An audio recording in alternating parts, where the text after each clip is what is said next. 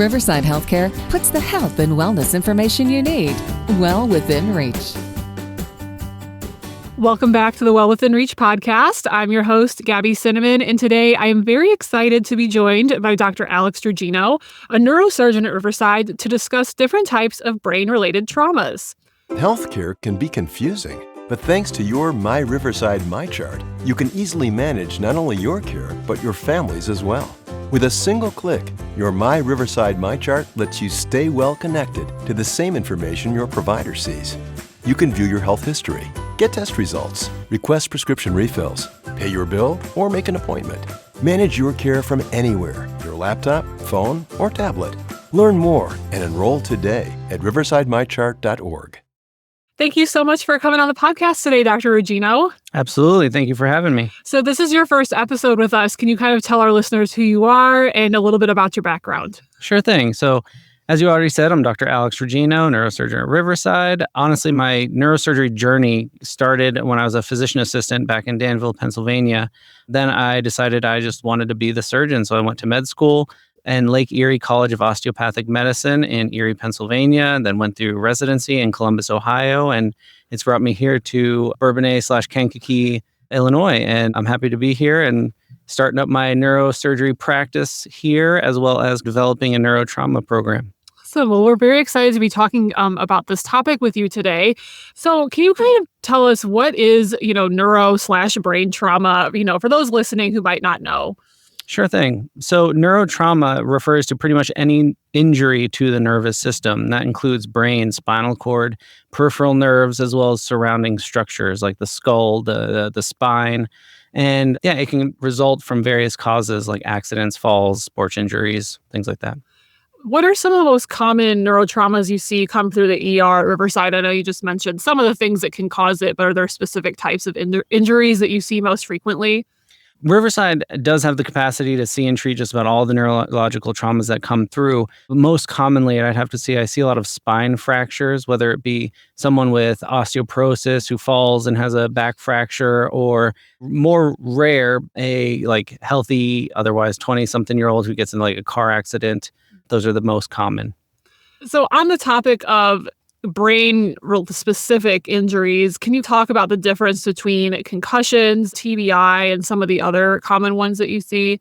Absolutely. Ultimately, honestly, they both fall under the same umbrella of traumatic brain injury or TBI. Concussion is a type of mild traumatic brain injury. Usually, concussions are one of the defining features of concussions is that they actually don't show up on imaging. So it results from, a blow to the head or a sudden jolt that shakes the brain inside the skull. And symptoms can include headaches, confusion, dizziness, temporary loss of consciousness. And as I mentioned, they're generally considered mild and resolve with time and rest. Now, there are different types of concussions, and there are many lectures that tell us what kind of concussions there are, whether it be cognitive, speech, or mathematical even.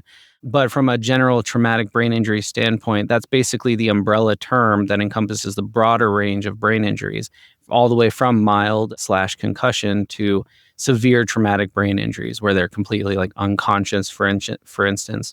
And the more serious ones can cause more lasting, permanent damage. Why is it so important for patients who have a neuro, brain, spine-related injury to get medical attention right away? I'm sure, if you've been in a car accident, likely ambulance is going to be called, but more on the subject of you're playing a pickup basketball game and you hit your head and you think, maybe it's nothing. Why is it still important for you to seek medical attention?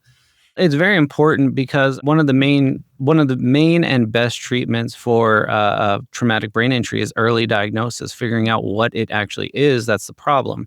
As you said, pick up basketball. Me as a 5'6" male, I'm not really, basketball type, but it's one of those things where you just have to make sure that we diagnose it correctly and are able to monitor how they are for a small time being in the hospital, because we do want to monitor for things like swelling, bleeding, or increased intracranial pressure that can lead to more permanent damage, as I kind of mentioned before, like cognitive impairments, physical disabilities, and emotional or behavioral changes. So let's say someone comes into the ER with a neurotrauma. Can you talk about the diagnosis process, treatment, and all of that for that person and kind of talk about your role as the neurosurgeon? I think if you haven't experienced that and you're listening, it's a lot to think about if you come into the ER, like what's going to happen next. Mhm. Absolutely. Yeah, a lot of it does have to do, like, I'm pretty much at the intervention stage, but when it comes to coming into the ER initially, it's one of those things that you need to be initially assessed by the ED team, and they undergo the evaluation for determining the severity of injury, like a physical exam, neurologic assessment, what have you. And then, of course, they get the appropriate imaging tests. And after they're stable, some people may have heard the term ABCs when it comes to getting into the ER, and that's airway, breathing, circulation. Those things are top priority. I'm more of a secondary or even sometimes a tertiary interventional. So when it comes after stabilization and everything, as I said, ABCs, then is when you get to figuring out, excuse me, that's when you get to figuring out any neurosurgical thing that might need to be done, whether it be through the use of imaging, like finding a head bleed on a CT. And then that's when I get involved and figure out what needs to be done based on the severity of the bleed or severity of fractures or things of that nature. Got it. That makes sense. Now we are going to take a quick break to talk about emergency care at Riverside. In an emergency, you want the most advanced care close to home.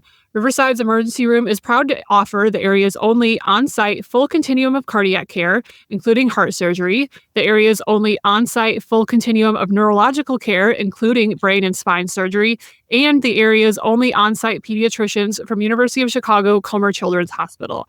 Learn more about Riverside's state-of-the-art emergency room at riversidehealthcare.org/ER. Now back to our episode with Dr. Rugino. You talked about some treatment options that are available. What specifically can you do at Riverside for neurotrauma patients? I think that there's a misconception in our community that you automatically have to go up north to be treated for any kind of injury. Well, you might have to go there for some things. There's actually a lot that we can do for people, do for our community here. Can you talk about that? Absolutely. I mean, when it comes to neurotrauma, it's one of those unpredictable things. So you have to have someplace locally that can treat these all the way from mild to severe issues. So Riverside itself does provide that wide range of treatment options for neurological trauma. Obviously, the type of treatment depends on what type of trauma and what type of injury. But for instance, if neurosurgery is involved in more than just monitoring per se, like we have to do surgery for something, I mean, we are brain and spine and peripheral nerve specialists. We can do surgery for the brain to decrease intracranial pressure. We can fixate a spine fracture that can potentially make someone paralyzed and also help correct peripheral nerve injuries to the best of our abilities as well. So to be all-encompassing, I would say that Riverside Medical Center at this point, now that we've gotten our 3 neurosurgeons, our full complement at 24/7 coverage, we can pretty much deal with it all. Yeah, and I think that's great too, and just a good reminder for the community because time is of the essence with a lot of these injuries. It's important that we have this right here and have providers available to treat all of these kinds of injuries. I'm sure it depends on what the issue or trauma is, but what might recovery look like for different types of neurotraumas? Again, just like just about everything else I've said, when it comes to the severity and type of injury. But basically, you can break it down into phases: the acute care phase, rehab, follow-up care, and then just any other general support. And what that basically encompasses is, acute care is the initial hospitalization, possible surgery. Rehabilitation is any kind of recovery program that needs to be done afterwards to either encourage their physical recovery, occupational recovery, speech therapy, things like that. Follow-up care would then just be medical supervision and in office visits and adjustments in treatment as needed. And then, of course, as I mentioned, the support services, as when it comes to emotional and mental health of people who have suffered from a neurologic trauma, they have that psychological support and counseling. Are there any long-term effects, maybe that people might not think about from a neuro-related trauma that a patient might experience? Well, as you had mentioned, the ones that you would think about of neurological trauma would be something like weakness, paralysis, something like that. But you can have a whole slew of different symptoms and syndromes based on what is damaged. You can have cognitive impairments like memory loss, difficulty concentrating. Then again, as I mentioned, the physical disabilities, the weakness, paralysis, or coordination, even balance. Also, you can have emotional and behavioral changes as well as permanent long-term, lifelong issues with like depression, anxiety, and mood swings just based on honestly, they're all interconnected in a sense where if you have like permanent physical disabilities and permanent like frustrating cognitive issues like memory loss, it's like, where did I put my keys? I suffer from that, I suppose, all the time. But no, for like emotional and behavioral changes, it all kind of feeds into itself because it's hard to get back to a quote unquote normal life when you've had these permanent disabilities that occur. Mm-hmm. Kind of on a little bit of a happier note, are there any advancements that you would like to talk about related to the treatment of neurotraumas? Thankfully, medicine has come a long way and continues to advance every day. Was there any that you'd like to discuss or any that you've seen recently?